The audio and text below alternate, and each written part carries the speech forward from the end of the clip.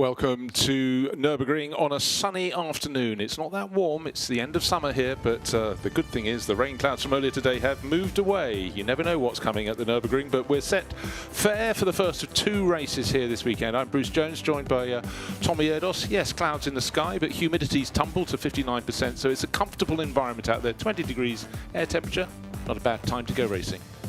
Excellent weather actually in Nürburgring, which you can never predict, so we're happy to see the sunshine, that's for sure.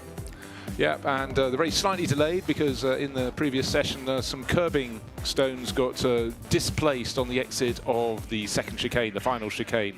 Those have all been sorted out. We're still going to have 50 minutes of racing as per the plan ahead of us, and Michael O'Brien starting on pole position, but it's the championship leading car. But Tommy, the top class is covered by 4 points for the top three cars, so there is plenty to fight for.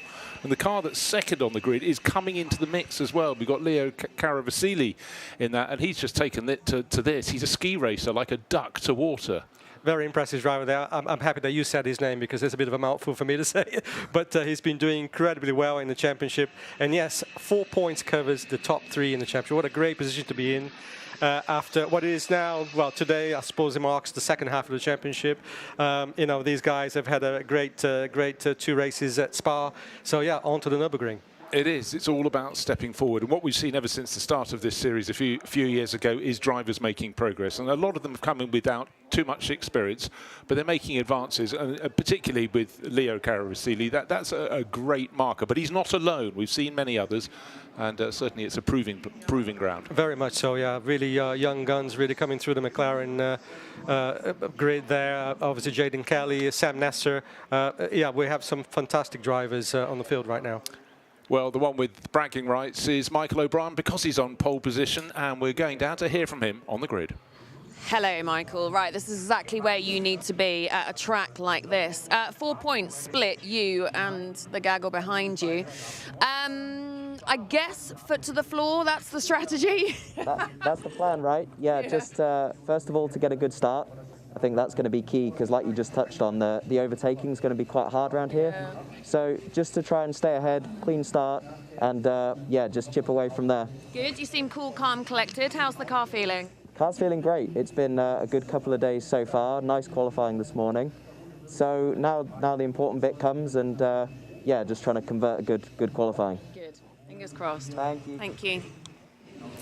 Well, very low cars, aren't they? Seeing Alex Legui having to get down to ground level, but up the grid. Of course, a lot of these cars running, well, 12 of the 15 running with a 2-driver format, but 3 in the AM class are running solos. They have a bit more work to do, don't they? That's right. So you have obviously people like Danny Henry who doesn't like sharing anything. So he does the full 50-minute races, and great competitor Danny there. So yeah, still in for grabs with the for the AM class championship. But we touched on Leonidas Caravasili there on the second row of the grid, or second position.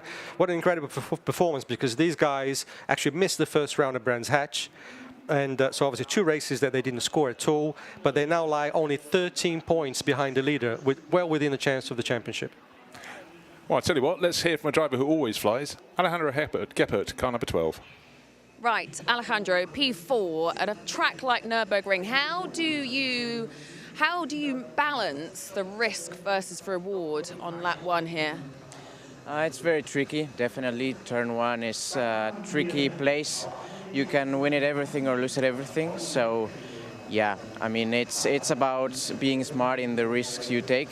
We are fighting for the championship, so we need to be very smart. Yeah. Serious, but you're very, very close championship, isn't it? This. How are you going with that? Yeah, we're back in the fight. We are 4 points behind the leader. So it's about maximizing every session. There's just 4 races left, 2 rounds. So yeah, we are really going for it. Good. How was on? Thank you. Well, I tell you what, he and his teammate Will Aspin be wanting one thing here, a win. They haven't won this season. They had a stumble at the first round. The car didn't start. So actually super consistent. Very much so. These guys are both very quick behind the wheel of the SMC car. They actually won the second race. So you're right, the first race they had an issue obviously that delayed him, but they were winners at Spa for the second round, and that really put him back into contention in the championship. That's why they're 4 points adrift, but very much in contention. Obviously, you know, 60 points to grab the per weekend, sorry, for the next 4 races, so 30 points per weekend. So there's a lot of points on the table. Yeah, just got to keep being consistent. One drop score is something that really is going to hurt you. Alpha B, always in the reckoning. Eric Behrens will be starting that one, and he is the top qualifier in the ProAm class, isn't he? So he's done very well indeed, 7th overall. But let's go down to the grid, and we're going to hear from Sam Nisa, hear what he thinks ahead of the race. Now, you boys have been on top all season. What is the plan here? How strong or how confident are you feeling in the car? Fairly confident, to be fair. I mean, we're not as high up as we'd like to be in qualifying, but you know, that just adds a bit of fuel to the fire to go forward and push. No reason why me and Josh can't put a good result together. And yeah, I mean, I don't see any reason why we can't battle for the championship lead to take it over this weekend at all. You and Josh have become what's a very, very good pairing. What is it, do you think, that what is it that you two have as a duo? We've got quite a good chemistry, to be fair. We're both pushing towards the same sort of, you know, value. We both have the same sort of attitude that we're settling for nothing but top, which I think, you know, complements each other quite well. Yeah. Good. All right. What's your experience around Nürburgring? Never been. Oh. Never been here. Your entire rookie. Well, it's not the worst place to be starting it, but hopefully you finish a little higher up, right? Yeah. I mean, I'd like to think we'd go nowhere but forward, to be fair. So yeah, I'll have to see how it goes. Enjoy. Well, Tommy, plenty of space at the opening corner. Of course, Sam Nisa will not be starting the race. That'll be Josh Mason, his teammate, who'll be doing that. But, you know, the first sequence of corners, that turn 1 seems really wide when you start turning in. Then it comes back on you quite a lot. But if you get it wrong there, you can maybe get it right at turn 2, etc. The first 4 corners really sort out the field, don't they? Yeah, it's very key to obviously get out of that first corner cleanly. So it's very easy, as he said, that you know you can get into trouble. That was actually Alejandro Geppert said, you know, you can very easily get into trouble at turn 1 because it does tighten up a lot. It's more than a 90-degree turn. It really kind of comes back around you. So you got to be careful in the first 2 rounds and just survive turns 1 to 4. Well, let's go down here from a driver with plenty of experience, Ollie Webb. Right, you are Pro-Am class leaders. You need a win here, don't you, in class? How good is Ryan's start at the moment? He's had really good reactions this year, so I'm excited about the start. Eric has been very quick in quali, and yeah, their combination of Pro and Am is very, very strong. So we'd love an extra win. I think we've got a 10-point lead, but it's not enough with their pace they've got at the moment. So yeah, I'm excited for the race. You have a lot of experience around this track, more than quite a lot down this grid. How are you feeling? What are you boys learning? What have you learned about the car so far? The car's been pretty consistent. It's the weather that's a bit strange. It can be totally sunny and blue like this, and then 20 minutes later we might get rain at the end of the race. So we do have wets waiting in the pit lane. Hopefully we don't need to use them, but we do have a pit stop to consider, so anything can happen. Standard Nürburgring, right? Exactly. Good. All right, have a good race. Thank you. Thank you very much. There's the proof that Ollie's been here before. He most certainly has, but a really firm hand in this championship, Ollie Webb, isn't he? Very much so. He's such a good guy to have as a partner. You know, Ryan James working with him and learning lots from him. Doing a great job himself, Ryan. Has good pace, but they now have a championship to fight for with Eric Behrens and Lucas Sundal going very, very well. They've got a lot of pace. He mentioned about their qualifying pace being strong, but they're also very strong in the race. That's what you need. So we got people are leaving the grid now. The grid clear. 15 cars to look at down there. 3 different classes. Pro down in 7th place. The best of the Pro-Ams and the best of the Ams is just 2 places further back. Andreas Grinding, car number 28. We'll look for those through the course of the race. One thing worth pointing out, if you're watching McLaren Trophy race for the first time, when it gets the pit stops around the middle point of this 50-minute race, the pros and the pro-ams, they come in for, have to be 60 seconds. Is that at a standstill, 50, or is that pit in to pit out? No, that's the standstill. It will be, so the pro and the pro-am, as you said, it will be 60 seconds standstill. Of course, they have to pit in and pit out will cost them 27 seconds at 50 kilometers per hour, which is the speed limit.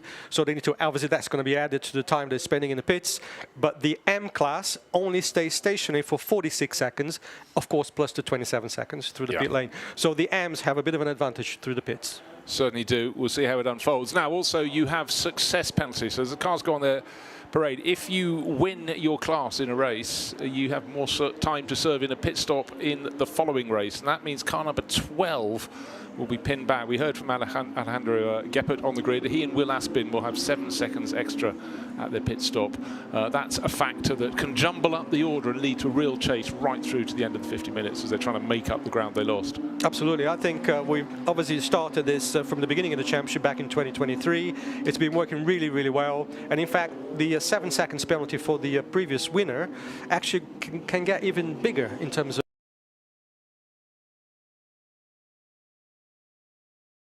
constantly, so it actually accumulates, and you can get up to 10 or 15 seconds even.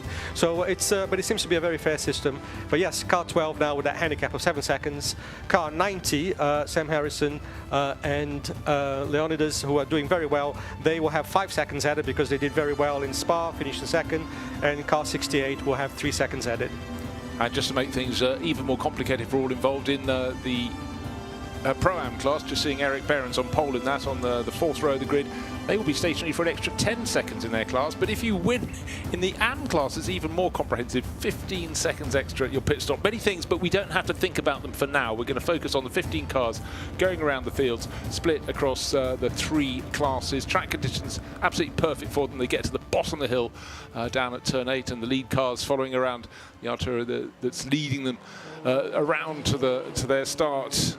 Track conditions fabulous. We've got to look at the curbing at turn 16 when they get there. That's the bit that just had to be repaired. That's where we're running slightly late, but we've still got 50 minutes of racing as per plan ahead of us. Ooh, tail happy there from that'd be Will Aspin, wouldn't it? Kicking the tail out. He's starting from 4th on the grid, but sitting 3rd in the championship. Just worth reiterating, top 3 cars covered by just 4 points, and it's not like, well, their scores are 57 points, 56, 53.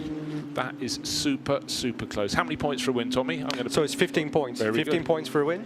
And incredibly close throughout the classes as well. Pro-Am, you saw now Ollie Webb talking on the grid. They have a real challenge in Eric Behrens and Lucas Sundell. Right-hand side, just over the edge of the circuit, where the grass should be, that is where the curbing has had to be repaired. Not the red and white curbing, it's the concrete blocks beyond. They're like cobbles and the little concrete strip beyond that. And the reason there was a delay, not just to put them in, it was waiting for the cement to dry sufficiently. Hopefully these cars won't be vaulting over the curbs as some of the other classes have been to the same extent, but racers are racers, and you never know. But with a field of 15, hopefully that will give this the first few laps, still for the first few laps, give it a few more minutes in, weak sunshine here to dry out a bit more, but quite clearly you can't have cobblestones being kicked up by cars. No, that will be really an issue in the race if they start going over that too much. I wonder if Trevor Williams, the race director, had a word with the drivers, the teams, obviously, to pass on information to try and keep out of that, if possible. But as you say, racers are racers, and they will use what they want to use on track. But that could be an issue, really, if that doesn't look very dry to me, frankly, on that shot we just saw. So, yeah, they literally just finished the repairs before the start. Well, they worked hard as ever. So pole position is on the right-hand side of the track as we look at them from high up. It's the Hilton livery car. Michael O'Brien will be starting on pole position. Second on the grid will be Leo Caravasili. And the green flag waved at the back, meaning all is good for the start procedure to really kick in towards the end. And looks like a tidy start, pretty much from all concerned. But Michael O'Brien absolutely nailed it. And the driver of car number 43, Josh Mason, has gained 1, 2, 3, 4 places. 5th he was, he's up to 2nd. In 3 places, do the maths, Jones, but anyhow, he's got right towards the front end, but suddenly Leo Caravasili is starting to fight back. Car number 90 tries to go around the outside. There's a lot of outside through the first few corners, and the 7 Pro Class cars just starting to pull clear already, just be able to attack on their tyres much, much harder than those further back. Yes, Caravasili there very late on the brakes into turn 3, nearly made contact with the car in front of Michael O'Brien, but slotted back into 2nd. Great start by Josh Mason, by the way. Yeah, no, absolutely fantastic. Oh, a little bit wide, the tail of number 9. Not running away from Tom Holland, but it does mean team boss Martin Plowman, who's on board this weekend alongside him, may get to have a race, but he might have been standing in the garage thinking, oh, well, I can take my help, I'll take my race suit off now, but a big, big save. But tidy start from Michael O'Brien. Not the best of starts from Leo Caravasili, but he's recovered ground, and the driver who went from 5th to 2nd is down in 3rd now, but Josh Mason, he'll be very, very pleased with that start. He'll love watching that start on replay and replay again, because he absolutely nailed it in the run down to turn 1. You know, this start really shows how these guys are now really aware of the championship at stake now. Only 4 points between these cars, and they know that every race will count now. So yeah, they are looking very racy at this stage, which is great to see. Yeah, and the one that is in second place isn't in their championship battle as yet. It's the car shared by Leo Caravasili and his teammate Sam Harrison. They're quick, but you've been telling me before, they're making up ground. They're getting towards those top three, and they've got one of them behind them, which is the car that's third in the championship, the Geppert and Aspin car. And every time they can take points off those ahead, they will be closing in this battle. Don't make mistakes, learn as you go. But for Leo Caravasili, a ski racer in an earlier life, not that much earlier, he's not that many years on the clock, but clearly that innate understanding of balance and understanding how to handle speed and keep your speed. That's what you do in skiing. It's a little check with the rear to bring it down. But the battling is in the battle for 5th place. One of the SMC Motorsport cars pushing and shoving and looking for a space, but it's not just happening yet. That's Harry Burgoyne in car number 68, still in 6th place, troubling Tom Holland. But of course, Holland was the driver who really got the tail out on that number 9 car we're looking at now on the turn 3 on the opening lap. Saved it, but only just. Yeah, was that Will Aspin? They got through there on to past Josh Mason, I believe. So good move there by the SMC car. Now in P3, so very good move. Yes, we talked about Leonidas there. He's very, in car 90, Leonidas Caravasili, very impressive driving. Remember, they've missed the first round. 2 races they did not score, and yet they're still fighting. They're now fighting for the championship. Yes, they're 13 points behind, but they've been incredibly consistent, scoring, I think, 2 second places and 3 third places. So they are definitely ones to watch. Yeah, no, great to see new combinations coming up, but it was very, very important for Will Aspin to get ahead of Josh Mason. Let's take a look at the start of the race. Pole sitter on the right-hand side of the circuit from our point of view. That's Michael O'Brien. Brilliant start from the Aquamarine car, coming up the middle into second place. However, he wasn't to stay there for very long because Leo Caravasili in that sort out between turns 1 and 2 so many times at the Nürburgring. If you're on the inside, you become the outside at turn 2, and he had to brave it out around there. But right now what we're seeing is Michael O'Brien pulling clear. Keep it clean, keep pulling away. He's 9/10 of a second clear of Caravasili. That was the start of the lap. It's now 1.5 seconds. So the first of the 3 timing sectors has been very useful indeed. That sector ends just as you get down to the turn 8 hairpin. But now he's just starting to settle in. But for Michael O'Brien, second generation racer, he just seems always so super cool, calm, and is heading clear. Absolutely, I'm a big fan. Michael, I've complimented him on many occasions, and he deserves it. He's a true professional start there. He claimed that right-hand side of the track immediately into turn 1. Make no mistakes, this is my corner kind of attitude, and then now it's pulling away with a nice gap. So, but some people may be thinking, why was he on the left side of the grid? As you said, rightly, right from our perspective, yeah. Because this is obviously a standing still start. The left side of the grid is where the rubber is. That's where the grip is.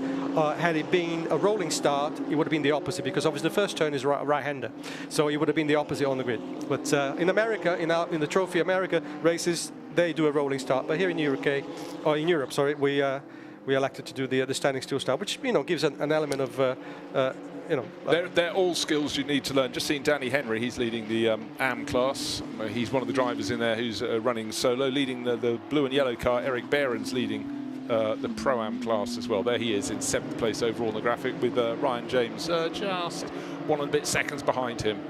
But up front, it's 1.5 seconds clear in the race lead for Michael O'Brien from Leo Caravasili. Will Aspin moved up into 3rd place. Important move for him, because he got to get ahead of championship rival Josh Mason, who thought he'd done all his work with that vault from 5th place upwards. Yes, talking to one of the drivers earlier today, saying that the degradation of tyres here at Nürburgring is quite high in these cars, because we have the nature of the corners here, very sort of lingering corners. You stay in the corners for a long period of time, and they're finding quite a bit of difference between new tyres and, say 10, 15 laps old tyres. So they're losing somewhere between 2.5, 3 seconds sometimes, which is quite a bit more than some of the other tracks. So they need to really keep that in mind. The initial drivers for giving the car back with some tyres left. Yeah, exactly so. But in fact, I think it was described very well by my co-commentator in the GT World Challenge, a driver who has plenty of experience, of course, in the McLaren Trophy, Joe Osborne. He's saying basically here, every corner is linked to another one. They sort of come in pairs. So there's not a lot of time when you're not sort of adjusting between one and the next and just constantly. It's a low grip circuit, and that some people might think, does that mean it doesn't eat the tyres? Well, it does. Certainly does. And yes. It's interesting on the tyres that you're using, the McLaren Trophy. Yes. It's a real factor to be considered. Yeah, 100%. Yeah, so something they have to really, think about it before they push too hard. Also, the push to pass button that we have in the series, they need to be looking after those as well. What we've got now is breakaway race leader Michael O'Brien, then 5 cars nearly nose to tail. Leo Caravasili, Will Aspin, Josh Mason, Tom Holland, and Harry Burgoyne right on the tail. There he is, car number 68, the second of the SMC Motorsport cars down the hill into the shade fleetingly, and then back out. It's good to have sunshine. We didn't know what we were going to get today. Hey, it is the Nürburgring. You never do. Trust me, I've been coming here for decades, but I still absolutely love this circuit. It's a great track to drive, absolutely, really flowing circuit, a bit like Donington in a way, and very smooth as well. But yes, Michael O'Brien there pulling away a lovely lead, and again, with the success penalty, that will have an effect, not on the number 17 car, because they don't have any success penalty. So looking very good at this stage for the 17 Greystone GT car. Yeah, just to reiterate, if you weren't with us at the start of this, the 2 McLaren Trophy Europe races, we have pit stop success penalty, and if you won the previous race in the top class, you've got to spend an extra 7 seconds. However, our race leader did not finish in the top 3 in the last race, so his pit stop will be absolutely standard as he comes in and hands over to his teammate. So that is a big advantage he's building now, one that would just sort of blossom when he hands to Jaden Kelly. Big gain to be had here. Yes, absolutely. So Jaden is now in the pits, probably plan A is going exactly as planned, if you will, and looking very good for car 17 for sure. Right, still plenty of battling. It's the driver in 6th place who's been looking very eager for a couple of laps to get past Tom Holland. Car number 68, Harry Burgoyne. Again, he tried well, that line may almost work, but of course turn 1 is really turn 1 and turn 2 and turn 3. It's just a continuum. But if you get on the outside, you might be on the inside for turn 2 and so on and so forth, and the reverse. But a corner where a lot of people attack is this one, turn 3. It slows the cars right down, nearly swiping, but then it's very tight into turn 4. And some of the GT World Challenge cars, the GT3 cars, were dropping down to first gear there. Most of them were, actually. Wow, that's really, I didn't think you would use first gear these days, but it is very tight, as you say.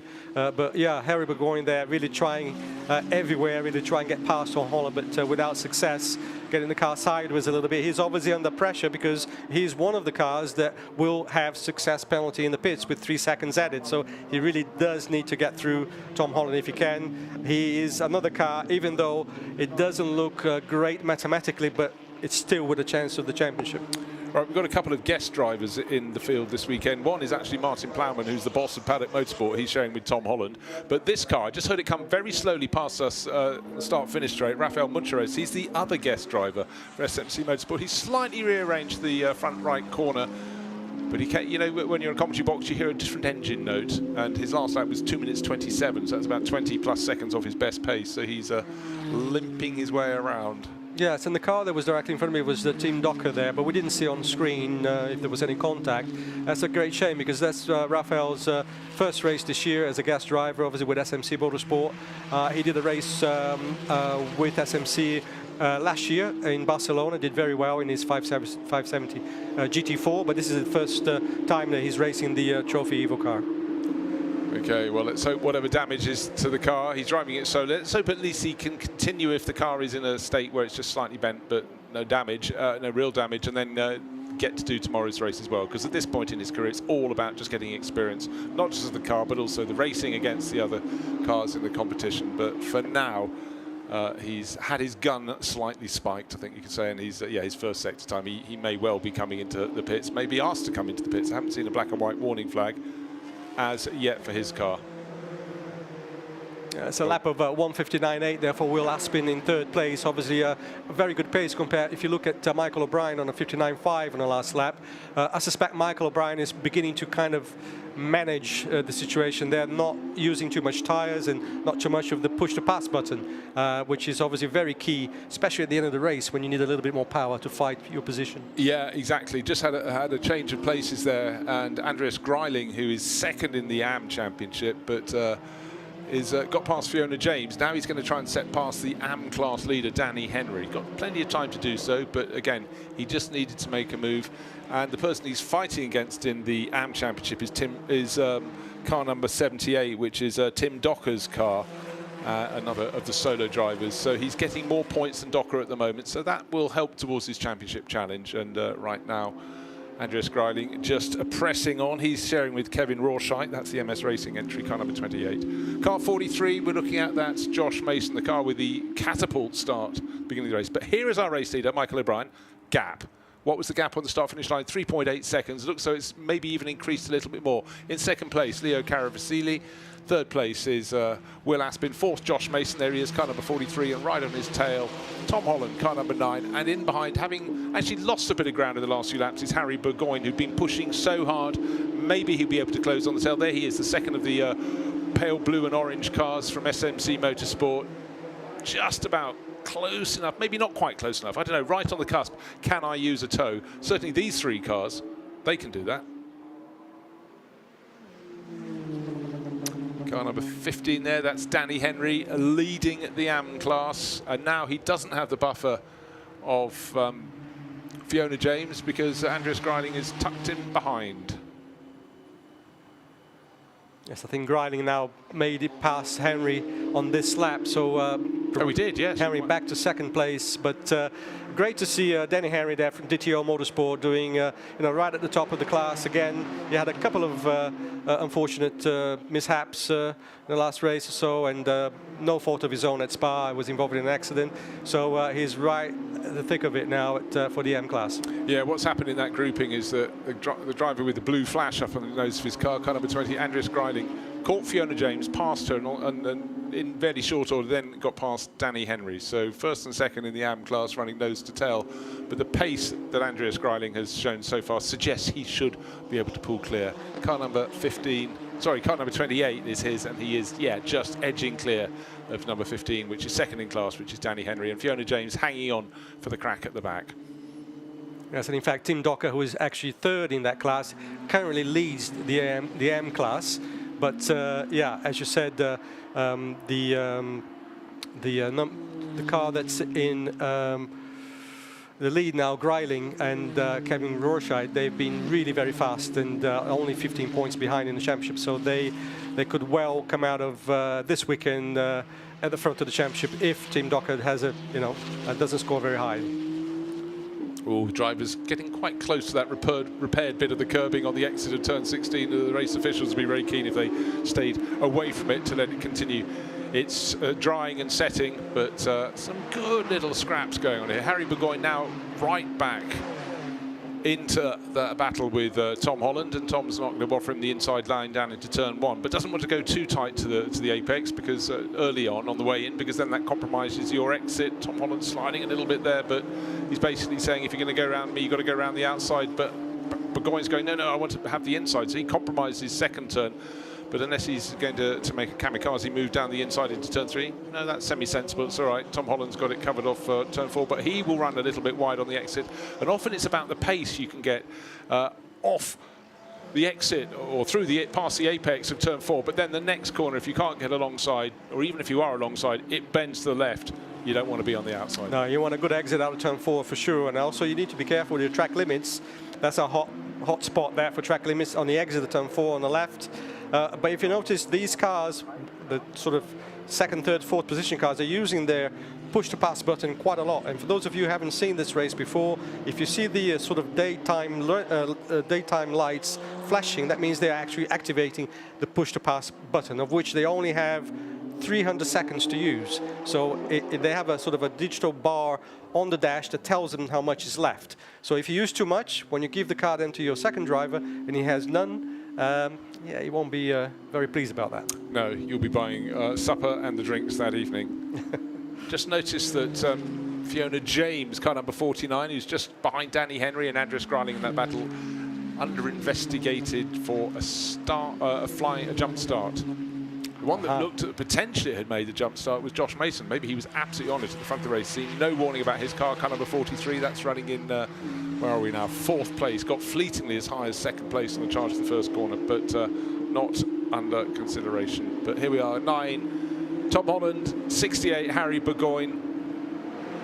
Just 0.3 of a second between them. They're fighting over 5th and 6th, but gradually losing a little bit of ground on Josh Mason. In fact, not so long ago they were pretty much within 3/4 of a second. Now they're 2.5 seconds down on 4th place Mason. So pressure off his tail, but certainly not any pressure off the tail of Tom Holland, because Harry Burgoyne is looking left, he's looking right, he's just trying to see where there might be half an opening, because as we saw last time at this very point here at turn 3, he's happy to go for half an opening. Tom Holland must be going, if you're coming past me, you need a whole car's width. So I think that's why he's dropping off a pace. But he's just trying to see where Burgoyne is putting that number 68 entry from SMC Motorsport. For the moment, he's got it covered, but one little slip and Burgoyne will be pouncing.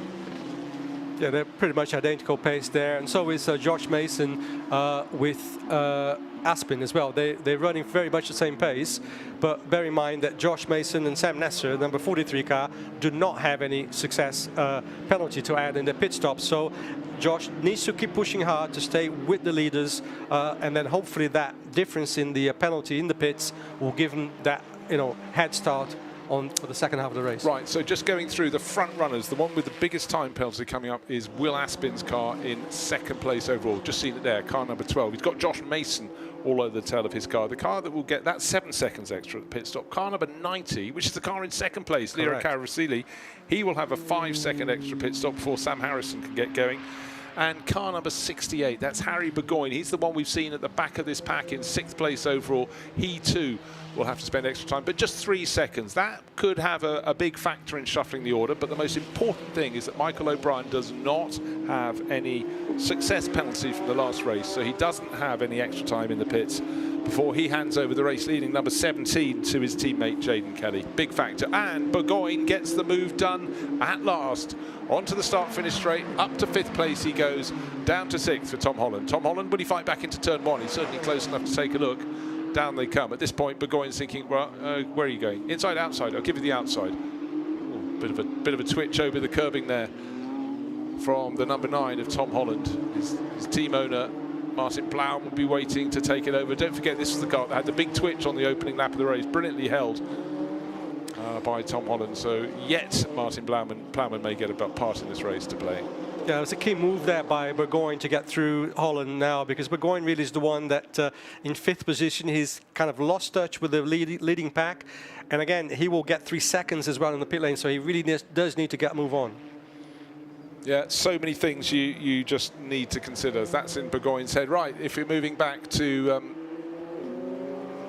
what's happening in behind, Eric Behrens, car number 88, is leading the Pro-Am class, but not by much. He's got Ryan James all over his tail. We heard from Ryan's teammate, Ollie Webb, on the grid, sort of suggesting there might be rain, but look at the amount of sun on these cars. I think we should see the remaining half hour of this race through without the rain coming. What am I saying? It's the Nürburgring, but it does look really pretty good at the moment. Absolutely, it looks fantastic. It's like we're in Rio de Janeiro right now, but this is a fascinating battle actually now, because the fact that Ryan James doing a fantastic job in the Greystone GT number 22, keeping up with Eric. Eric has a lot of pace, and over the last few races he's demonstrated a lot of speed, but Ryan James is very much in touch with him. So when it comes to the pit stops, obviously Ollie will be against Lucas Sundal, and I mean Ollie is very fast, but Lucas was very fast at Spa, so it'll be a fascinating end of the race for the Pro-Am battle. Yeah, it really would. And what I love in the course of a championship is when you see some teams making up ground. They've just got their drivers in the right place. They managed to get the car set up. Now, this is a replay. This is how to hook gravel, not only onto the track, but into the face of the drivers behind. And certainly for driver number 9, Tom Holland, insulting enough to be overtaken by Harry Burgoyne, because, of course, you're defending your position. But that is insult to injury. Yes, but thank God he's got a windscreen there, and that he would have been sandblasted there with all those stones coming at him. But going back to the battle of the Pro-Am, one thing that we need to obviously mention that's very key to that battle is that the number 88 of Eric Behrens has 10 seconds to be added to his pit stop, whereas Ryan James only has 5. So the Ryan James, Ollie Webb crew has a 5-second advantage in the pit stop, and that could be crucial for their result today. Well, particularly the fact that Ryan is sitting, well, under a second, 3/4 of a second off the tail of the Alpha B, the Alfab Racing. McLaren just up the road ahead of him, but so he knows, stay close, stay within a second, even 2 seconds, and you ought to come out of your pit stop ahead. And it's a factor all the drivers have to consider. Just looking, fastest lap of the race thus far, 1 minute 59.5 seconds. Guess who? Michael O'Brien. And he is our race leader for good reason. He's 6 seconds clear of Leo Caravasili. And as the pit window is now open, we have our first pit visitor. Yes, and Danny Henry comes in, and he's not coming out because he does it all on his own. He likes driving all of the races without anybody sitting in his seat. So he's going to sit there, try and cool down a little bit, and out he goes again. So obviously the pit window open now, and it's between 20 and 30 minutes for the Pro class and the M class. But for the Pro-Am crews, it will be between 30 and 40 minutes. So a slight difference there between the Pro and the M class, which is between 20 and 30 minutes, and again the Pro-Am class between 30 and 40. Okay, pit's becoming a busy place to be at the second time of asking. A trio of cars coming in, and led in by the car from second place, Leo Caravasili. And his car will have an extra 5 seconds at a standstill. Chasing in behind is Will Aspin. And that's car number 12. And for Will, of course, as mentioned, they have 7 seconds extra at the pit stop. Car 43, no extra seconds for them, so this could be advantageous. 43 brought in by Josh Mason, and so Sam Neeser will be waiting to take that one over. They're lying second in the championship. This could be a chance for them to gain a bit of ground on those around them. Certainly you want all the points you can, but if it leads to a slower pit stop, your next race is always going to be a real struggle. Pit stops are absolutely crucial to the result of the race, and I love this because it really brings the team element into the race, and you know, it's so important. There's so much that can go wrong. The timing of bringing the cars in and setting them out, speeding through the pit lane. You know, the driver change, maybe something goes astray there. So again, bringing that sort of element of GT team effort into the equation. So that's great to see that. It is, and it's also something a lot of these drivers will need to learn. Who knows what championships they'll do in the future, but it's almost likely to be in some form of sports car or GT racing, so it is a big factor, and it's a real example of the many skills you need to pay attention to when you're developing as a racing driver. Yeah. They're all in there to do better than they did before. That's the whole point. 100%, Bruce. It's so, and with the McLaren, they have the Track Academy events at every round. These guys go through seminars and classes where they learn a little bit about different aspects of being a professional GT driver. So they go through data analysis. They learn about tire management, and we had, I think earlier this week, the physio from Garage 59, the works team, come and talk to them about the health and fitness and how they should prepare. So it's really important, and that they get this sort of training, if you will, and within the McLaren customer program. Yeah, absolutely up to them if they decide to follow the health diet, but it's nice to know what's recommended, and at least you can go, I'll do that some of the time. But yeah, no, of course, and certainly all the skills you learn across the board, so vital. Right, car number 17 leading the race from the outset, continuing to race around. Its pit stop will come at some point, but Michael O'Brien staying out as long as he possibly can before handing over to Jaden Kelly. But they have had, well, they started the season just in fantastic, victorious form for Greystone GT, and no real reason to wonder that, suggest they have any concerns about not continuing in the winning form, because they don't have success penalty time to serve. So big foot up for them. No, unfortunately, thanks to a very bad result at Spa in the previous round, where they were really taken out of the race effectively in corner turn 1 at Spa, so obviously they didn't score any points whatsoever. So they had a really not a very good time there, but their pace is absolutely undeniable. And of course, Michael O'Brien on pole position today by a good half a second. So you know, they are both a class act, and but it's great to see that, you know, cars like the one we just saw on screen, number 43 of Sam Nasser and Josh Mason, winning at Spa as well and bringing the fight towards them, you know, in the championship. Yeah, exactly. And also, it's another thing that drivers need to be taught is, you know, there's nothing like getting yourself into a championship battle and seeing how you deal with the pressure. You might be driving in brilliant form, but it's about not making mistakes. It's about keeping a clear head, understanding the tactics the team is asking for you, suggesting to the team what tactics you think might help you. Right, now after this flurry of pit stops, we've had a little bit of change in the order, and of course with those longer pit stops for some of the candidates, including Leo Caravasili, his car is back out there, but Sam Harrison now on board, so he suddenly came out in and among those SMC Motorsport rivals. In fact, he's still among them. He's in the middle. He's the meat in the sandwich. Just ahead of Zach Meakin, car number 68, which is the one started by Harry Burgoyne. Yep, 68 is just behind him, but the order slightly shuffled there. Car 12 now in the hands of Alejandro Geppert, of course, isn't it? Yes.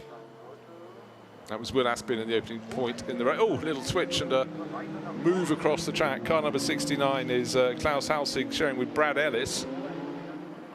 And suddenly looked as though he might, but he's decided quite clearly to let them through. He's seen the fags, got the message from his race engineer. This is the battle for second, third and fourth, effectively, or thereabouts. Do not obstruct it. Yes, Klaus obviously not pitted yet, whereas the number 12 car has changed hands now to Geppert now on the wheel. Getting suddenly very, very busy. Number 90, pushing, shoving, trying to find a way. Sam Harrison, and he's got more speed than both the SMC Motorsport cars at the moment, but is a little bit boxed up. He's picked off one, he's trying to do the other. The other is car number 12, and that is with Alejandro Geppert at the wheel.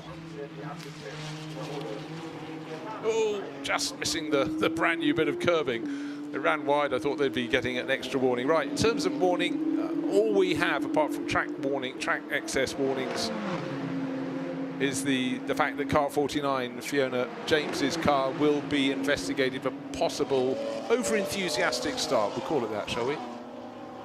Yes, but we just saw there car 90, which is now Sam Harrison at the wheel, going very, you know, really looking very racy in his opening lap there against the number 12, and he needs to watch out because that car is already on a track limit warning. I know, so many messages need to go through and sometimes repeat and repeat again to the drivers. Yeah, if you get any more, you get 2 more. How many more? 2 more. Have to know how many times they can exceed it. They don't want to exceed track limits. Now, suddenly we've got car 90 moving slowly. Has Sam Harrison got a puncture? Looks though he has from that front-on shot. He was in the middle of those 2 SMC Motorsport cars, and suddenly he is not. He's behind Alejandro Geppert, but ahead of Zach Meakin. I thought I saw a left rear puncture, but it's quite hard in the lowering light to pick that up. He certainly was going slowly. Has he picked up the pace? He seems to be on the pace now, but yeah, it was strange just coming out of turn 4 there. It didn't look like he was quite on the pace. So we'll keep an eye on the timing and see what his lap time is this time around when he crosses the start-finish line. And that's the Michael O'Brien, Jaden Kelly in the pits. Jaden Kelly now at the wheel. They really should be in a very strong position. You would certainly think so. Driven very, very well indeed by Michael O'Brien. He was sort of under pressure at the start of the race, but he just controlled it very, very nicely indeed. And don't forget that they do not have success penalty, no extra time added to their pit stop. Right, yeah. Not everybody is pitted. In fact, pretty much just over half of the 15-car field have made their pit stops, but still quite a few of the big players to come in. And it's largely the ones who just around the tail of the top 10. And they've been promoted enormously. Eric Behrens and Ryan James in that battle for Pro-Am honours have vaulted up to 2nd and 3rd positions, with Fiona James staying out on the track, and she is 3rd in class, 4th overall. Yes, that Barons and Ryan James battle now will become the Lucas Sundau and Ollie Webb fight, and that is really one to look forward to. And of course, again, Barons, the Barons car number 88 having to serve 5 seconds longer in the pits, so obviously the Greystone GT number 22 has a bit of an advantage there in way of 5 seconds, but you know, everything can happen in a pit stop, in a slight misjudgment by the driver or a team call, and you can lose that advantage very quickly. Yeah, exactly so. Klaus Halsig in the orange entry, just reporting to the pit lane, a few others following him in, but of the front runners, still just waiting for the sight of Eric Burns and Ryan James coming in, but up front we're still waiting as those last few cars. Alpha B coming in there, yep, so the people we expected are coming in. Then I think pretty much everyone will have made their mandatory pit stop in this race. Brad Ellis now on board of the number 69 car, and Klaus Halsig there without any problems coming in, and hopefully it's a quick change. I always enjoy watching Brad Ellis. He's an exciting driver to watch. He really it gives it absolutely 100%, and no doubt we'll see that car move up the grid. Yeah, some races you just really like it when you know which driver's starting, which driver isn't. You sort of already build a bit of a narrative, a bit of a story in your mind. Sometimes it plays out, sometimes not, but certainly when you've got a quick driver in the second half of the race, you can't wait for them to get on board and start getting on with overtaking. Number 80 from another Greystone car sitting there. That's Ron Trenker's car. Should be in the hands now of John Lancaster, one would presume. They've been showing for quite a while for Greystone GT in the ProAm class.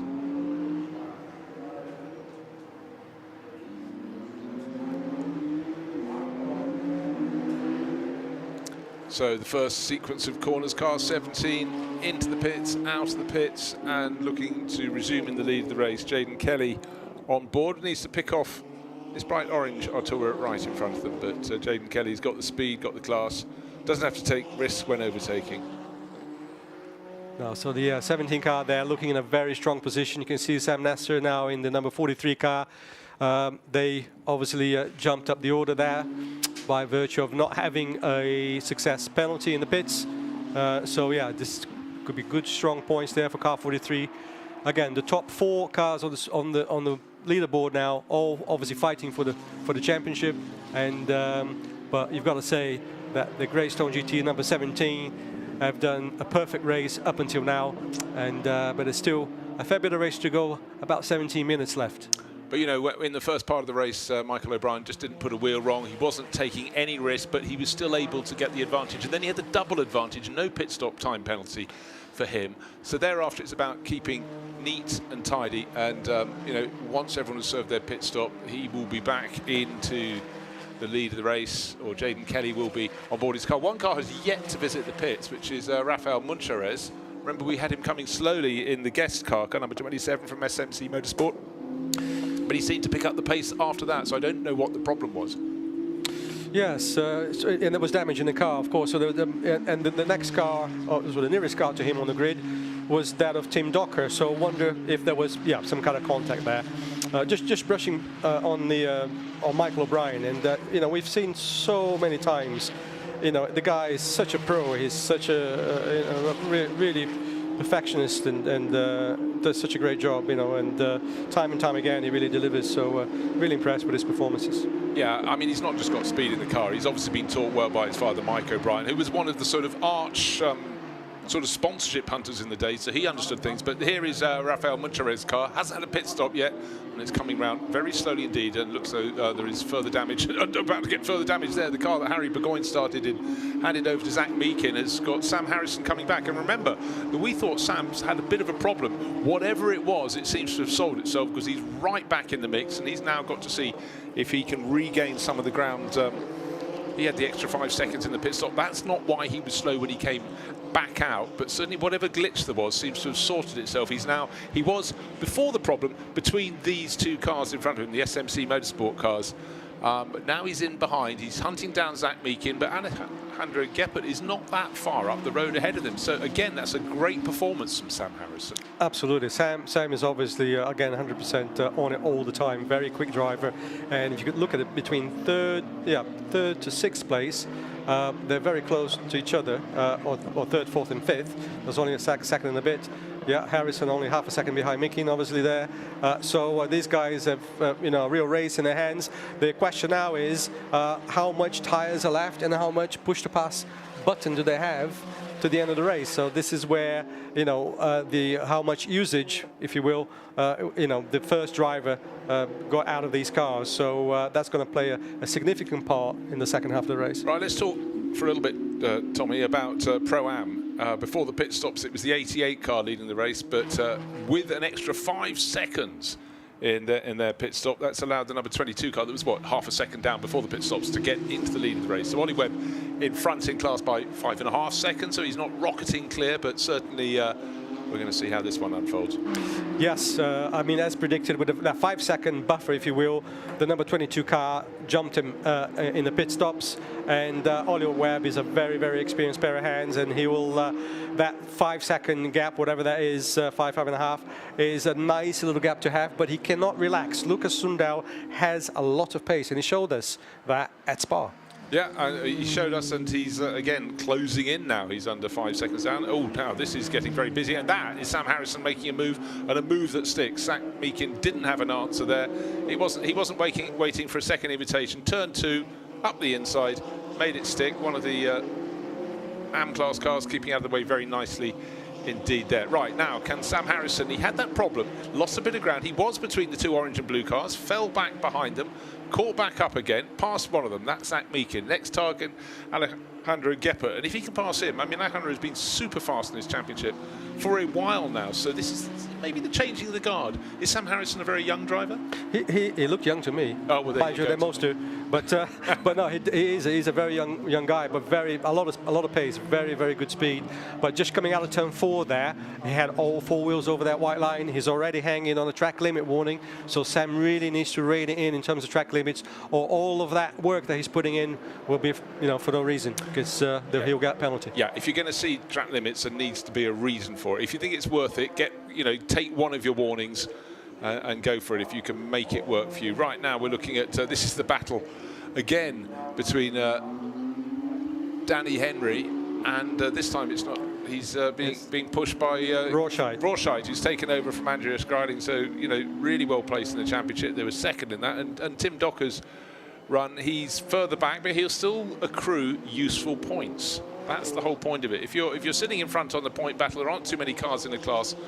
It is damage limitation. No, absolutely. We'll see how it goes. It is, yeah. And to be fair, the Kevin Rawscheid and Andrew Grayling pairing have been very, very quick in that class. But great to see Danny Henry there, putting a good fight, leading the class where he belongs, really. He's a true McLaren driver. He's been with the pure McLaren program, Danny Henry, and I risk to say that he's done every race since the beginning of this series in 2023. Is a real, McLaren true and true. Interesting. Do you get to spend much time with them at the track? You've got to spread your knowledge quite. I wouldn't say much, but obviously I do walk around from camp to camp to talk to them, see how they're feeling, what particular issues they have at the track with the cars. I mean, you have to remember these cars are still very new. They're still developing as we go along, but they've been really great to drive, and the feedback from the drivers is that they love it. They absolutely love the car. Yeah, well, you certainly see, yes, it's the 3rd season, but you see a lot of brand loyalty for sure, and they've clearly, it has given them something to move beyond that pure program to, show on a global basis. Now the North American series going really great guns as well, so it's certainly good news in the McLaren camp. Right, what's happening at the front of the field? Jaden Kelly, building on the work of Michael O'Brien, is now, you might say 10 seconds clear. I'd say 9.999 seconds clear, to be specific, ahead of Sam Neeser, car number 43, pushing on, and that's one of the great, they're both Greystone GT cars, so they'll be happy in that camp, and they've got Ollie Webb in another Greystone GT car leading in his particular class in Pro-Am, so it's looking good for them. Obviously got quite a useful chassis set up for this event. again, the circuit, you need a bit of compromise. You like a bit of straight line speed, but if you haven't got a car that wants to feel happy through the sweeping corners, of which we have quite a few, you know, something has to give. It's about compromise. Motor racing is always about a compromise. Yeah, very much so, very much so. And this is where teams like SMC, Gracestone GT, they've been in the championship since the word go. They have a lot of data, a lot of information, you know, working closely with Pirelli tires, and they know exactly what makes these cars work now. Yeah, very hard racing there between the car 12 and 90. Sam Harrison still fighting for that position. I would just be intrigued to find out why he suddenly looked slow not long after he started his stint, because he fell back a position, he's caught that up, he's passed, and now he's all over the tail of the third place Alejandro Geppert, number 12, SMC Motorsport entry, as it continues to lap in front of him. This is very much the battle for third place. If Sam Harrison can get through, he's not going to have a lot of time to make up the 4 and a bit seconds he needs to get on the tail of Sam Neeser in second place. So realistically, he's looking at third place in this race at best. Now, overtaking manoeuvres, almost coming off there, 15 and 28, continuing in that order. Danny Henry, Kevin Rawshite. I think there's a bit more pace in Rawshite's car. He didn't do the first half of the race. His teammate Andreas Greiling did, but he's looking comfortable right now. Who's that behind them? That's Maurice Henry, and Fiona James's teammate, and he's got a lot of pace, Maurice. Not had a lot of time in the car compared to the other drivers, so he's going to absolutely join this fight. But Danny Henry there under a lot of pressure there into the last turn. He just manages to keep that position for one more lap. But Danny Henry, remember, he's done the first stint and now he's on the second stint. He will be very hot inside that car right now. Yeah, and Maurice Henry tucked in behind, just picked off one of those as their order of chops and changes, but was 6 seconds quicker. This is the car with the yellow flashes on it, braking super late. At that point, Danny Henry has to back off a little bit, which gives half a thought for Kevin Rawshite that he might go past. But Maurice Henry, so much quicker. He's running in a different class. He should pull clear, but certainly, you know, Fiona James will be enjoying that as she watches on from the sideline. That was a really good move, because when you've got 2 guys up in front of you, they may be a bit slower than you, which these 2 are, but they're having their own battle. And that's where you go, I think I can go around. Oh, no, I can't go around the outside. But anyhow, a bit of caution, but he also was very, very positive there, Maurice. Good move. And good to see that Danny Henry wasn't trying to fight Maurice there, so because obviously it wasn't his battle, as you say. But here is Sam Harrison now again, passing Geppert. It won't be the last of it. They are almost identical on lap time, so these guys have pretty much equal pace at the moment. I think you have to say, though, that Sam Harrison has gained, lost a position, then he's gained 2. Both of the SMC Motorsport cars going behind him. He won't have time, surely, 7.5 minutes remain on the clock, to get any higher than third place overall. Sam Neeser, surely a nut too hard to crack. Let's see, last time around, the cars in second and third, well, Harrison was that. They're all lapping very, very similar pace. A lot of gravel on the track. And that came very close to sorting out our battle. It really is a battle as Kevin Rawshite makes the move, goes past Danny Henry into the lead. He goes in his class, in the AMP class. So plenty to battle for, and doing a really nice job. A little feint to one side, then dive to the other. Positive racing. Great to see again that battle between third and fourth place with Harrison and Geppert. Every point counts, literally. They are so close in the championship table that they are fighting for every point. So we haven't seen the last of those changing positions there between Geppert and Harrison. Well, for our race leaders, also our overall championship leaders, they came here with a 1-point advantage over Sam Neeser and Josh Mason. They will be stretching that, because those Sam Neesers, the next car down behind them, they're nearly 9 seconds behind. So the 15 points for victory will stretch the advantage of Jaden Kelly and Michael O'Brien, providing they're still in front when the checkered flag comes out in just over 6 minutes' time. But no reason to think it won't. They've not got anybody on their tail, and Jaden Kelly can pick his line, just make sure he doesn't exceed track limits, because that would just be awful. Leading the race, no notable pressure, no car near you to transgress. Stay between the white lines, all will be fine. It might not be your fastest lap you're doing, but it's the one that's going to get the winner's trophy into your hands at the end of this race. And that is absolutely great advice, Bruce, and I think he might be listening to you, because look at his lap time. He's actually tailed off a good sort of half a second, 3/4 of a second, so he understands that there's nothing to risk there. You know, just keep it sensible, as you say, stay within the white lines. No need for having a problem with track limits or anything else. So it's bring it to the end.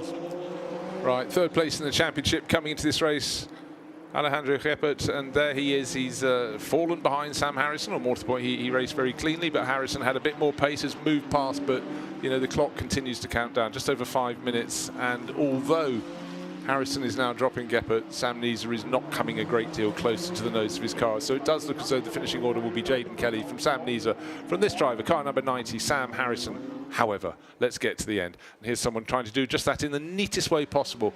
Jaden Kelly, you're quite right, Tommy. You picked up the fact that his lap pace is just coming back a little bit. There he is leading the race. Car number 17, 8.4 seconds clear. The car behind is not someone he's fighting with. That's one from Greystone GT running in one of the other classes, but our race leader has nobody near him. 8.4 seconds clear at the start of the lap. He might lose a little bit of ground. It really matters not. He could lose a second a lap from now on. He'll still be absolutely fine. 4.5 minutes remain, and stroking it clear, Jaden Kelly. You know, we were touching earlier about the pace of Lucas Sundau, and looking at his best lap time there, he is actually almost as fast as Jaden Kelly in terms of best lap. Jaden Kelly's on a 59.5, Lucas Sundau on a 59.5 as well. So, you know, a fraction slower, you know, hundreds, but it just proves how much pace Lucas Sundau has in that Eric Barron's car. Yeah, well, you picked it out before the race even started, and he's really just proved your point. So as much as Alejandro Geppert tries to hang on to the tail of third place, number 90, Sam Harrison is just pulling clear. However, he's 3.6 seconds down on Sam Neser, so with 3.5 minutes remaining in the 3 minutes 40, that's surely second position safe in the hands of Sam Neser, the number 43 entry. And a lot of that went down to the brilliant start from his teammate at the off. Josh Mason did such a positive blast off the grid. Fleetingly went from 5th to 2nd, then fell down the order a bit, but he bought himself a bit of time and spaced out the group at the front. Yes, I think knowing Josh Mason, he'll be maybe slightly disappointed that he didn't have maybe a little bit more pace in the race to fight for the actual front 2 places, but did a solid job, as you say, great start. You know, they're in the podium position, and again, you know, in second position, in fact, and Nasser is, you know, we haven't seen much of Sam Nasser on screen, but is another one of those really young drivers. I don't even think he's 18 yet. I think he's 17, or maybe just 18. But he drives with such a mature head, and they've been very consistent. You know, 2 very young guys driving very well. But that can also be said about Harrison and in the 90 car as well. Harrison and Leonidas, very, very consistent performance again from that pairing. Just had a brief sight of the battle for 7th and 8th position overall, but more to the point, the ProAm honours. And Ollie Webb just looking comfortable there ahead, 2.5 seconds clear of Sundal, so I think that's probably under control. What isn't necessarily under control is just trying to see who is closest. The closest margin between 2 cars is Sam Harrison in 3rd and Alejandro Geppert in 4th, but that is going out each lap. Car number 28 working its way around. That's Kevin Rorsch right there. He is leading the AM class. He made the move over Danny Henry. He's put nearly 6 seconds on him, so surely this too is going to be a class-winning drive from him. The car with the blue flash up over the bonnet, the roof and the tail of the car. There it is, car number 28 leading the AM class really comfortably now. Yes, good job there. But Danny Henry really did put up a very good fight there. He should be very proud of that. He's on the podium, 2nd position, so a great effort by the number 15 car. Remember, he does that race solo on his own. He'll be very tired come the end of the race. He's done a great job. Yeah. No, most certainly will be there. So our race leader with 1.5 minutes on the clock, Jaden Kelly, watching from the team garage, or possibly the pit wall will be his teammate Michael O'Brien. They started on pole position, have made it look easy. Got a car just up ahead of him, so he just has to make sure there's no chance of a risk. Doesn't want anybody to just bend a front splitter on his car or push him off into the gravel, so he can afford to back it off. The lead will come down, 8.5 seconds now, but this is just a smooth drive. And Jaden Kelly, that's showing that he still has a bit of push to pass button left there. You can see his daytime running lights flashing there, so they haven't quite used all of it yet, which is pretty impressive. But slight distraction having a car in front of him. He absolutely does not need to overtake it. In fact, 2 cars up in front of him. He can drop his pace by 2-3 seconds of that, but sometimes if you do that, the attention goes a little bit. Normally better to stay right on it, and that's, you know, just that moment where you're going in the corner more slowly, but you drift a little wide. You just haven't really hit your turning point, and that's where you can go out over the curbing and just missing the repair to the curbing there at the exit of turn 16. But when he comes across the start-finish line, he'll have time for one further lap. We've got 15 seconds on the clock. Going down across the start-finish line, only just. If he'd backed it off, the checkered flag would be there. Won't be there yet. It'll be shown to him next time around. But Jaden Kelly, 7.3 seconds clear of Sam Neeser. Yet the gap's coming down. It's under control. Look, it's half the length of start-finish straight. Yes, Jaden's doing a great job there. He knows the gap behind, obviously, the team in contact with them. And yeah, Jaden just really managing that pace very well. You know, if it was the Jaden of last year, and remember, you know, Jaden Kelly is only 18 years old. He's driving a 600+ horsepower machine and doing a fantastic job. And some of his racing last year, there was some movements that showed his inexperience, if you will. But now he's got such maturity really for his age, and he's in good hands there with himself, and no danger of him making any mistakes right now. No, and he's tucked in behind car number 80, which is John Lancaster, sharing with Ron Trenker, and that's just behind Danny Henry. Down the bottom hill they go, but that's turn 8, so you're halfway round the lap, but the car tucked in behind is the race leading car. It would like to get past them. They're a bit of a distraction for him, but at the moment, as they change places ahead of him, he's best just to hang out of the battle, because you see, run wide and you get all that gravel that could just have your car looping around. That's the uphill Schumacher S, where that got sort of scooped onto the circuit probably on the first couple of laps. But the drivers have seen it now, they're aware of it, but little moments of lack of concentration, drift onto it, and suddenly you look like the biggest fool in the place. Yeah, but Jaden there, showing his nose in Dennis mirrors, but not making any silly attempts. And there he's ready to not risk anything. Yeah, driving very carefully, how he should really. Last lap. Exactly so. So really not very much more of the last lap. This turn, turns 14, 15 and 16 as they're known collectively, or the final chicane, second chicane, final chicane, call it what you will. This, however, is the final corner. And coming around through that at the end of the first of the 2 races here for the McLaren Trophy at the Nürburgring. Second one's on Sunday, that's tomorrow, goes to the number 17 lineup of Michael O'Brien from pole position. Jaden Kelly in second, in the second stint in that car, and then in the end just under 4 seconds clear. That was how much Jaden backed off with that traffic in front of him. Comes home Sam Neeser. Sam Harrison did come home in 3rd place, and he kept closing in. He was only 3.3 seconds down in battle for 2nd place. Now car number 22 coming through in its own, Ollie Webb, Lucas Sundal, I think they're still in that order. Yep, Ollie Webb with the red and gold car comes out over the curbing. You have a concern. No, Lucas Sundal has come across the line just behind him. I thought, as you pointed to the screen there, Tommy, something was disastrous and I'd failed to notice it. But I was just, to be honest, looking at Sundal's pace. It's been so strong throughout the race that, and we mentioned that Ollie Webb had a 2.5-second gap, which isn't a lot around here. You know, you need to kind of stay on it, but it just shows how competitive that Pro-Am class is, you know, between those 2 cars. So great race in that class. Great to watch that. Yeah, it certainly was. And eventually Kevin Rorschach hasn't crossed the finish line yet, but when he does do, here he is now, right? That will be victory in the AM class for him. So for he and Andreas Grayling, that will help them close on Tim Docker, who will have finished in 14th and final position. But all you can do is race what's around you, and for the number 28 crew of Andreas Grayling, who kicked off, and Kevin Rorschach, who brought it home. Job well done.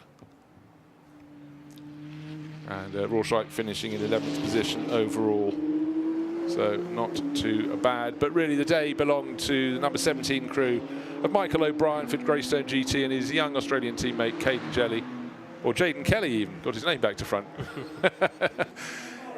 You know, another excellent job from them. So they started the season in style. They seem to be back to that winning form.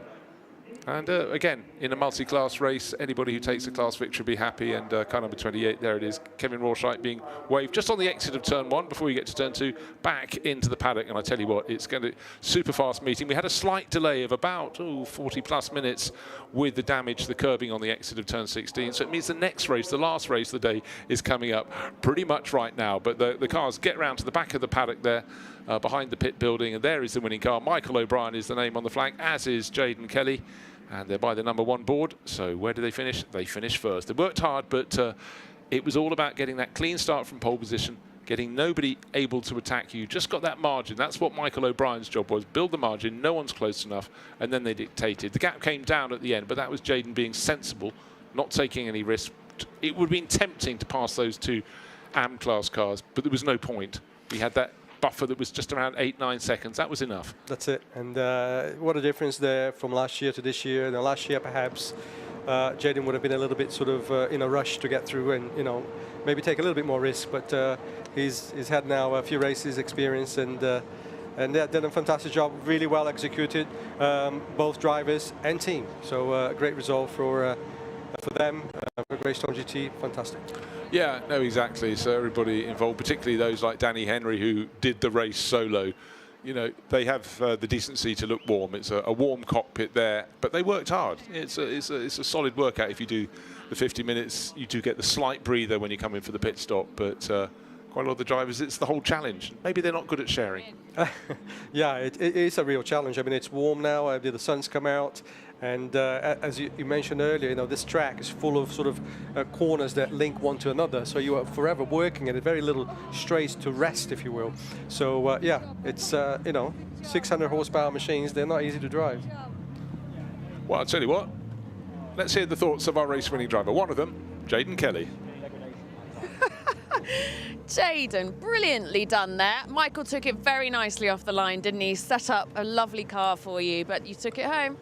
Yeah, of course. Michael definitely had the harder job of starting off today and competing against all the other pro category guys, and it looked like a pretty close race at times, but Michael was able to build that gap, and the team's given us a great race car, and we've just been able to consistently just lap, and bring it home finally, so great result. What's it like driving a McLaren around Nürburgring? It is something special, you know. They've got the McLaren that won its class in the 24-hour Nürburgring set here, so it definitely feels like a special event for us and McLaren, and to get the privilege to drive these cars around here is just amazing. Great job. Well deserved. Thank you very much. Alex down with Jaden Kelly, and of course Jaden came here with a points lead. No, a point lead. It was only 1 point clear, really tight battle. 4 points covering the top 3 crews in the top class. But by winning today, they will have eked out a little bit more of a margin, or a margin really. 1 point has become 4. So Michael O'Brien, Jaden Kelly, victory by 7.4 seconds in the end. Sam Neeser and Josh Mason taking second place, and then Leo Caravasili and Sam Harrison, with that great charge from Sam in the second part of the race, getting him up into third place ahead of Alejandro Geppert, who was sharing with Will Aspin. But let's pop back down to the paddock and hear from Ollie Webb. Yet another class win for him. Ollie, that was a very, very nice race. You predicted rain, it didn't happen. How was it out there? It was really good. I think Ryan drove probably one of his best races. Eric is a fierce competitor at the moment in that car, obviously chasing us down for the championship, and his pace has been unbelievable. So for Ryan to be catching him up and pit right on his tail, really good aggressive pit lane entry, and we had that 5 seconds in hand. I tried to save a bit of my push to pass, and they came on the radio and said he's only 2 seconds behind you now. So then I started using it and crossed the line using my last 2 seconds. So it wasn't easy. It's almost harder in those situations, even though it's a bit more boring to watch because you've got the pressure from behind that whole time. But that's really helped our championship. Yeah, it most definitely has. It's going to be a strong end. Yeah. Well done, Ollie. So that was a victory in the ProAm class there for Ollie Webb. But yeah, it's good to have a pair of cars that know they're going to have a battle all race long, and they certainly did there. But it ebbs and it flows. But when you've got a pair of hands like Ollie Webb getting on board with the possibility in his mind of a bit of rain. But let's take a look at the start. Michael O'Brien from pole position, right-hand side of your screen, cutting across. But the real charge was Josh Mason up the middle into second place, car number 43. And down to the first corner, he thought, oh, I'm slightly on the outside. Leo Caravasini going, I'm on the inside, I'm in the white car, car number 90. No, hold on a second, I'm on the outside when you get to the second corner. But he kept his foot in there, and certainly those in behind were going, okay.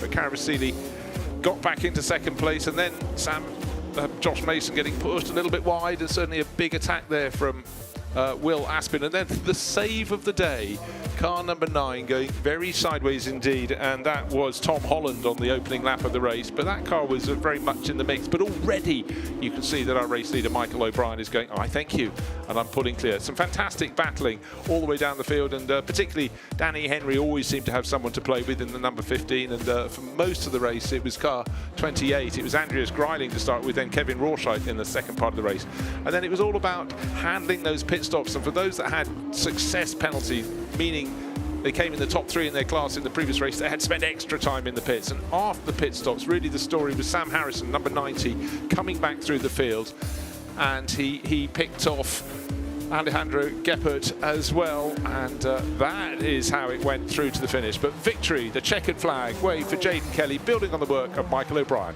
Nice job. And let's go back down and hear from Kevin Rorschach, who took victory in the AM class. Class win. You made it look easy, but I'm assuming it wasn't. Yeah, it was a good fight with Danny. I caught up to him, but I didn't want to take too much risk.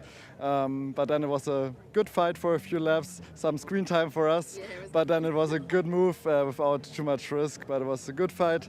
I enjoyed it a lot. It's my home track, so it feels good to have a win here. Ah, very nicely done. Well done, Kevin. Thank you.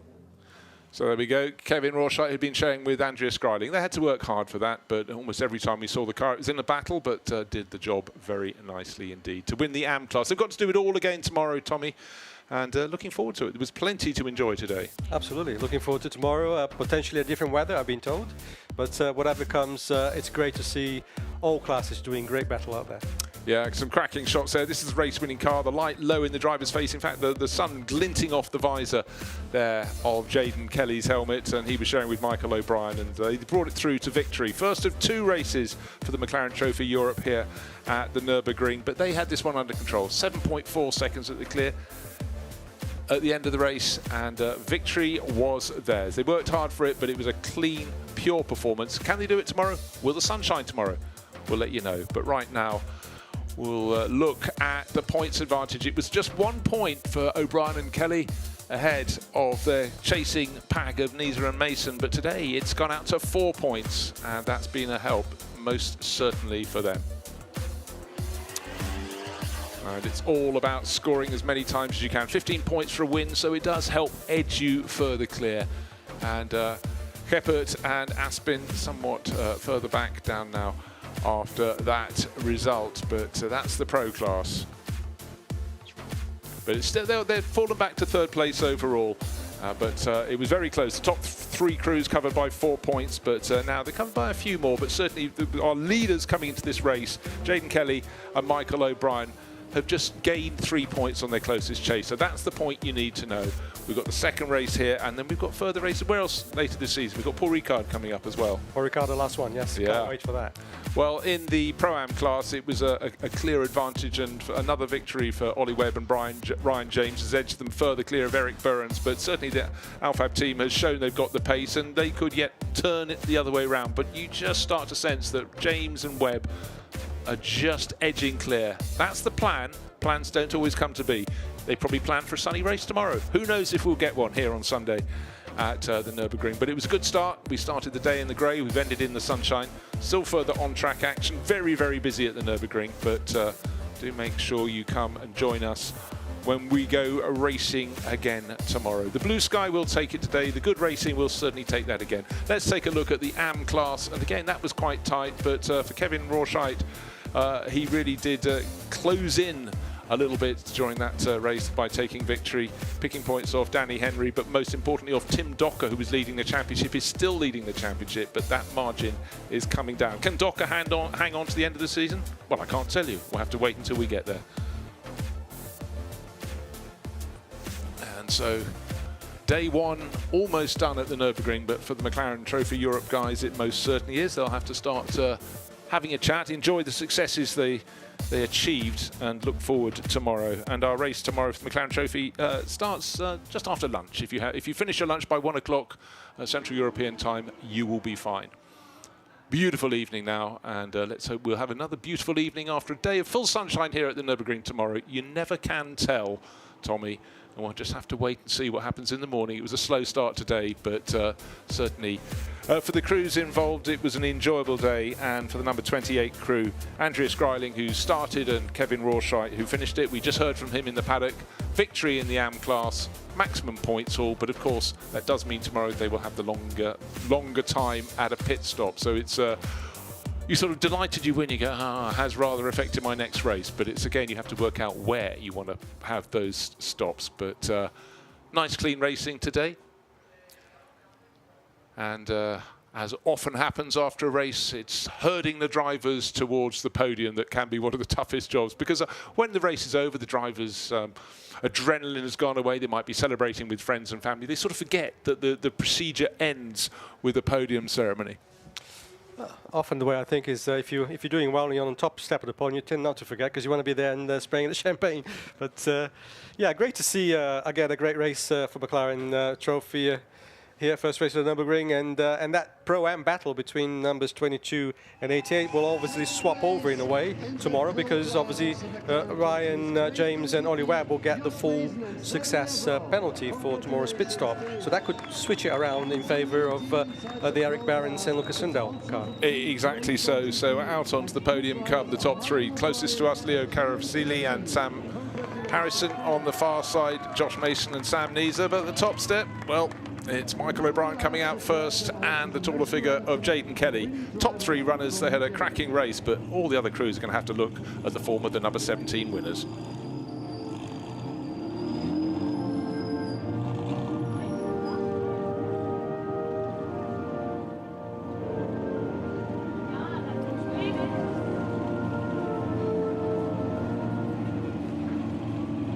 And the trophies will be presented and handed over. So there it is. The caption tells you the name of all the drivers, but it was O'Brien and Kelly on the top step. They worked hard for that one by getting it absolutely right in both stints of the 50-minute race. And you can see the sort of quiet satisfaction on the face of the driver who started from pole position, Michael O'Brien. He's had time to sort of cool off and calm down since he only did the first part of the race, but sat alongside certainly Jaden Kelly, looking remarkably fresh. There's Jaden getting his trophy, raising it on high. All drivers putting good points into their tally, and the Wise have decided to keep their race suits for tomorrow.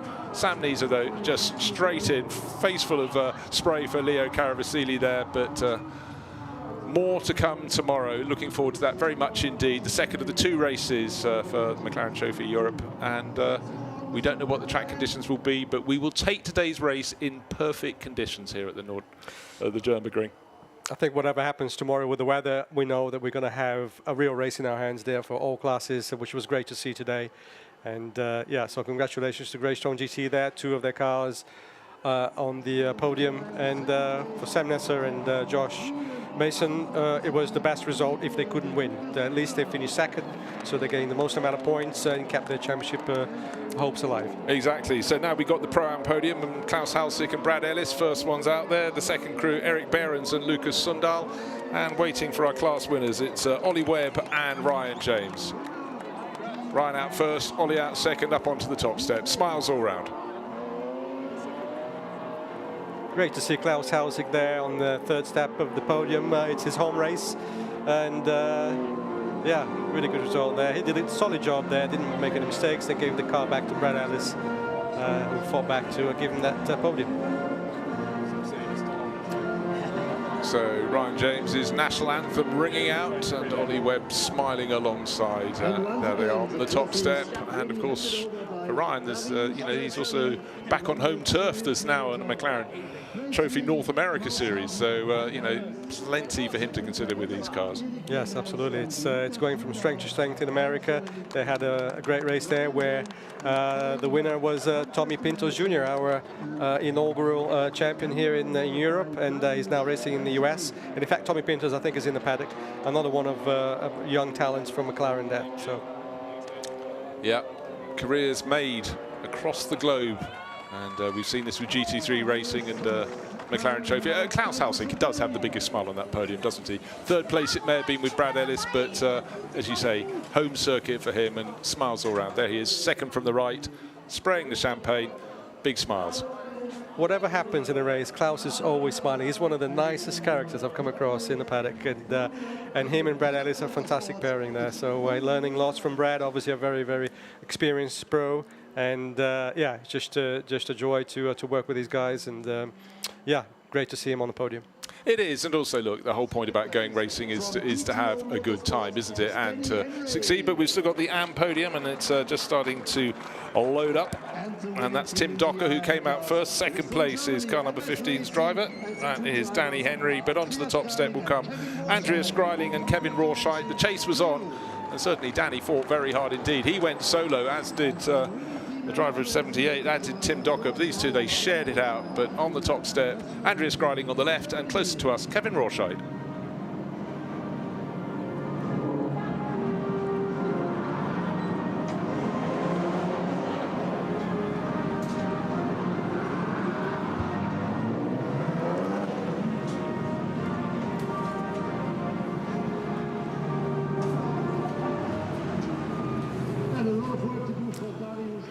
So, let's look forward to tomorrow's race. The AM podium is just over for now, but who's going to win tomorrow? Will it be sunny tomorrow? We don't know, but we will be back in the afternoon for the McLaren Trophy race. Join us then.